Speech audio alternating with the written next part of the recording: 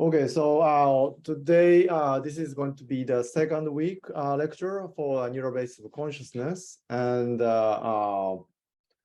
we are going to take a look at the introductory material on consciousness research methods today. Okay, thank you for coming for the lecture, and let's go. So just to start with the recapitulation of last week. First, we talked a little bit about organization of the Psych 3280, and then went through global objectives and assessments. And the most important point is philosophy is to clarify why, and then to go to what and how. And then I also briefly talked about the tutorials and also assessment too. And so in terms of lecture content, I initially planned to have 6 points. One is a problem of consciousness, and the second is a studying consciousness scientifically. And then introduce the phenomenology, experimental data theory, triangulation. And then 3 other components were, I couldn't actually get there because of the time. So I'll just go through 3 components in the beginning of this week 2 first. Impacts of consciousness research and difficulty in the study of the consciousness research, introductions to the consciousness research. Okay, so just to first, the triangulation approach means that we first start with our own experience or phenomenology, and then look at the correspondence to the experimental data that we have, both behavior and brain and neurons, and then to understand the interaction between them, or to explain the complexity of the phenomenology of the experiment, we bring the theory into it. So the question is, do we know how, whether we actually know our phenomenology very well, and then whether we can test how much we know about it. And then as an example, I introduced this motion-induced blindness demo last week, which is the yellow dots surrounded by blue dots, and then moving around to make the yellow dots disappear from your consciousness. That's an not sort of the cheating on my end, but it's more to do with your own perception. And if you look at that together with somebody else, then it will become quite easy to see that the disappearance happens in very different timing between the people. And then if you have ever thought about why these yellow dots can disappear from the experience, maybe you can type it in the chat box right now. Have you thought any sort of explanation on why the yellow dots can disappear from the screen when you experience that?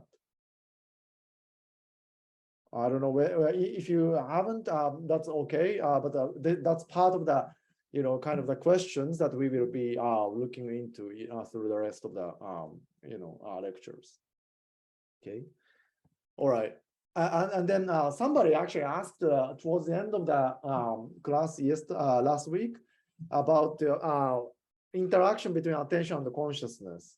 And if you are interested in that kind of topic, then try to attend to one of the yellow dots while you're looking at the motion-induced blindness.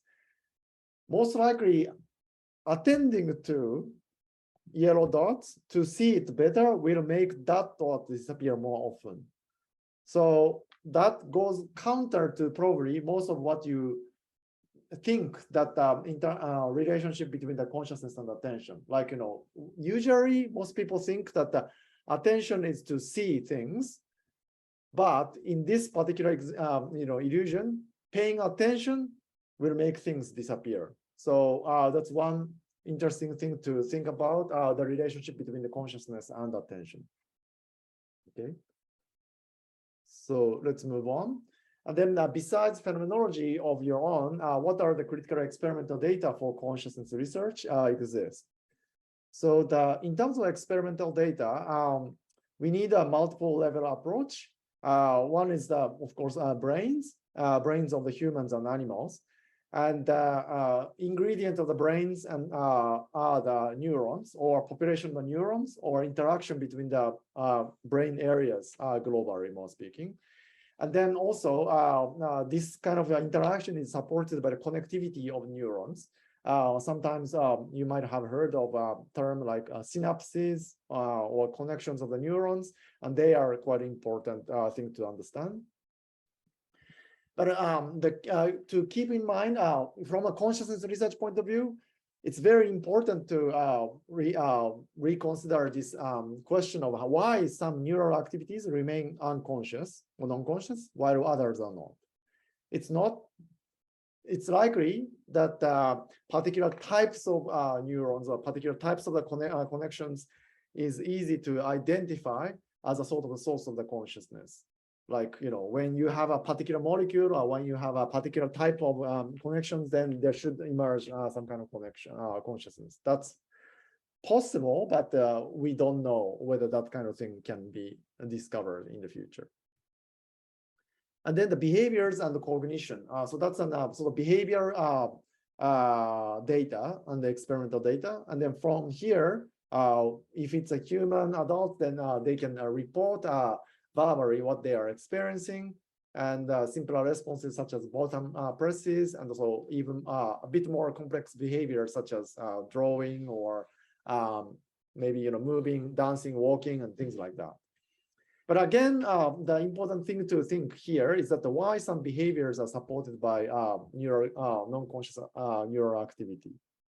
So throughout the course, especially towards the end, like week 7 and 8, I will argue that some parts of the some aspect of the attention as well as a working memory are supported by non-conscious neural activity. So it's again not the case that the consciousness emerge when there is some kind of functional property such as attention or memory is endowed.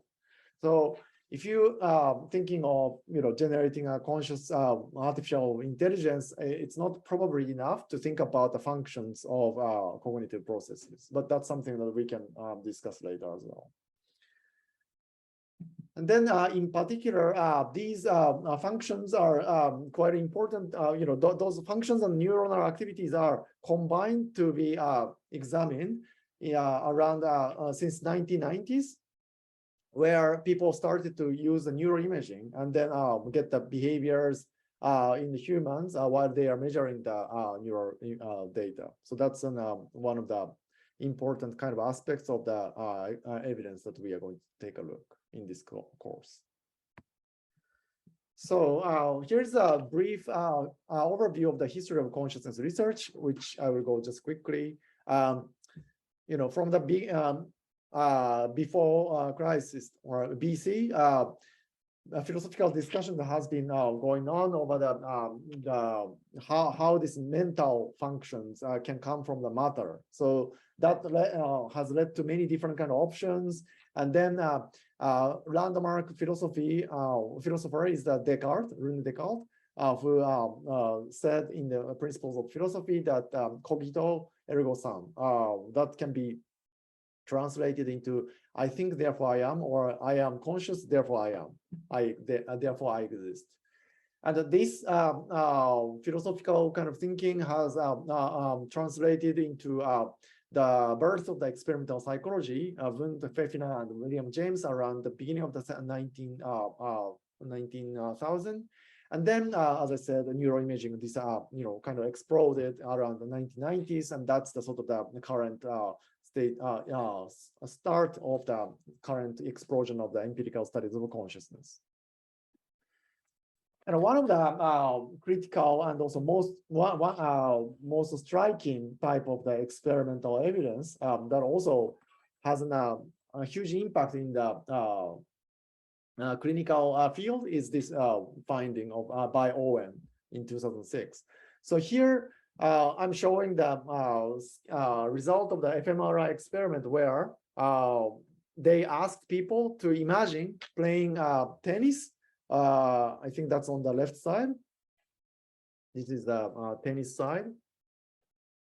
And then the right side is asking them to walk around in the hospital.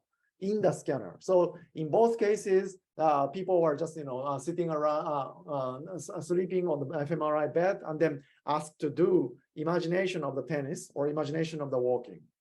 Okay, and then when they average across all these conditions, then these two parts or two networks in the brain was specifically activated. This is a supplementary motor area that is highly related to the planning of the complex actions. And then although walking is also planning of the actions, here primary motor cortex and the posterior parietal cortex and the parahippocampal place areas, these three things are areas become active when you walk around the, imagine walking around the hospital. So these are related to experience or seeing of the landmarks. And here's the intention of the planning in the landmarks. And also this is the actual movement of the body and things like that. And then what they asked was whether that something like this can be also observed also in the people who cannot speak. So the background of this experiment was that they had one patient who had a huge brain lesions. And then according to the clinician, that particular person was diagnosed as vegetative vegetative states. And a vegetative state means that it is not responsive to any kind of command or asking for the behavior. So they can't move the eyes, they can't shake the hand and things like that.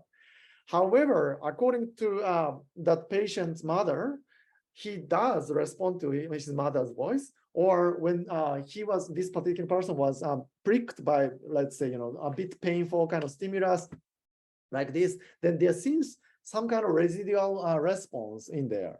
So Owen and other people wondered whether he has some kind of capacity to respond like this way of communication.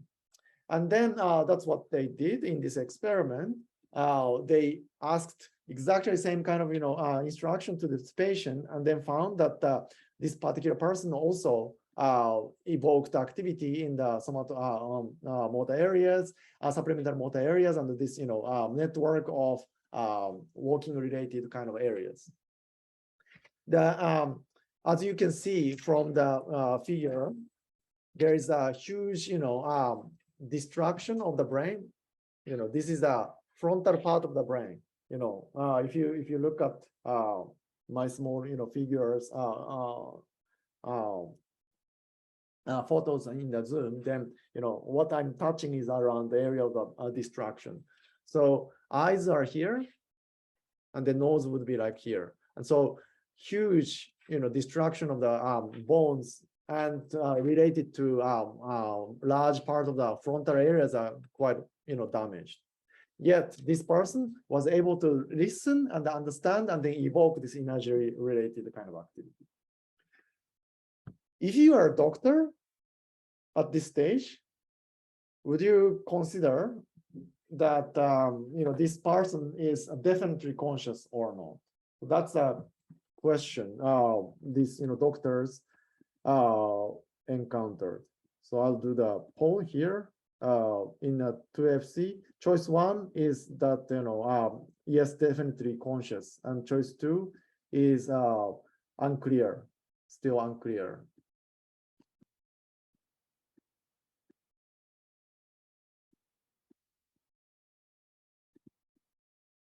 Okay. So I got some response.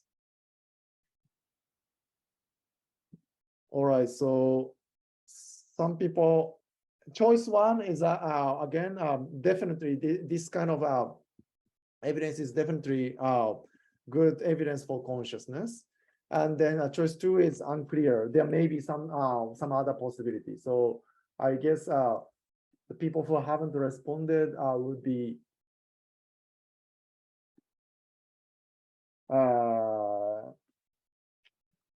on the choice 2. Okay, I'll assume that. Okay, so it's currently split 50% yes and 50% no. Is there some particular reason for from each side, like why this is definitely a good evidence for presence of consciousness, or why there may be some other possibility? You can either speak up or type it in chat.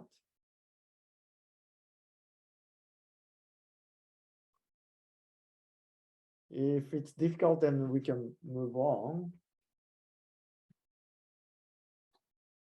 All right, then maybe it's a bit difficult to respond, but I'll go on here. But the current medical practitioners started to doubt that maybe there are cases like this, many cases, and if this shows the evidence of consciousness, maybe there are at least like 10% of the misdiagnosis in the diagnosis of the consciousness in the vegetative patients. So there was some comment. It sounds like they are voluntarily thinking or visualizing these things. Yes, so that's a good comment. So it means that probably maybe we can think about voluntary thinking as a criterion of the presence of consciousness, right? Yeah, that's a good point. And is there any other ideas? Otherwise, I'll just go on. You can either speak up or type it in. All right, let's go. And that's indeed, the kind of the thinking that doctors and nurses start to think, if, asked by some quite complicated questions, like, choosing, which way of the imagery people can generate different types of the brain activity. That sounds like quite, convincing evidence to have a voluntary control over their mental, content, right? Okay. So what are the traditional and also dominant strategies to study consciousness? That's one, fMRI is one, way to study consciousness, and it's linked to the brain, but there are many other ways. And why do some people think studying consciousness is very hard? You might have heard of this term, hard problem, but I'll just explain quickly. So one of the most dominant types of the study strategy, which we also focus in this course, is to find the neural correlates of consciousness. So defining consciousness is quite tricky, and we'll do that throughout the course. But rather than going into complicated kind of definition or analysis, let's think about the situation where one particular person look at the outside world, where somebody, maybe your friend, is walking with a dog, okay, and then this person is thinking about, oh, this dog is nice, and walking, and then the idea of this neural correlates of consciousness is that there should be a neurons in the brain somewhere. Here it's called the temporal lobe, that becomes active by activity. I'll explain it later. Whenever that particular person think about, perceive, or experience basically the idea of a dog, or see the dog itself. And then if this correlation between the physical activity, electrochemical activity in the brain, and the subjectivity always go together, then that would be considered as correlates, strong correlates of consciousness, or the neural correlates of consciousness, NCC. And that's the idea. It's relatively simple. And then trying to find that has been the major drive of the research over the last 30 years, more or less. And this kind of approach has, in fact, gave quite a good sort of, map towards understanding the consciousness towards the end. So let's say the summit of this mountain is the goal of understanding consciousness, and then neural correlates of consciousness, mapping all of them may be the direct way to get there. And then if you start doing this kind of empirical research, then there may be lots of different kind of questions, such as, whether one particular area of the brain called V1 or primary visual cortex, is it related to neural cortex of consciousness? Or frontal areas, are they also neural cortex of consciousness? And as I mentioned, is attention possible to manipulate neural cortex of consciousness without changing non-conscious activity and things like that. So this is a quite good kind of overview of the strategy of the to understand the consciousness. And as a sort of summary, this type of approach, trying to find the neural cortex of consciousness, has been considered as a relatively easy problem, because according to some philosophers, maybe explaining the observable behaviors, like seeing the dog or reporting seeing the dog from the neural activity is relatively easy. Just try to find the correlates, one by one, and that's enough. And then that's a sort of the dominant approach over the last 30 years. Then there was a long-haired philosopher called David Chalmers, who is actually also originally from Australia, proposed that that kind of approach never gets to the bottom of the consciousness. No matter how this type of approach advances. So that's the problem, how the problem of consciousness pointed out around 95. What it means is that